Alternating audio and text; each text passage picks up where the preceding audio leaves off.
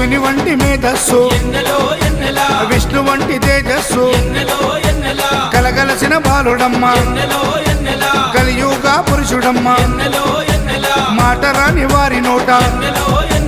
మాటనే పలికిస్తాడమ్మా నడవలేని వారినైనా అడవులు దాటిస్తాడమ్మా శరణం అంటే చాలు ఎన్నెలా శరాలన్నీ తొలగిస్తాడు ఎన్నెలా ఎన్నెలా రావణ సందనాలో ఎన్నెలా అయ్యప్పకు వందనాలో ఎన్నెలా రావణ సందనాలో ఎన్నెలా మణికంఠకు వందనాలో ఎన్నెలా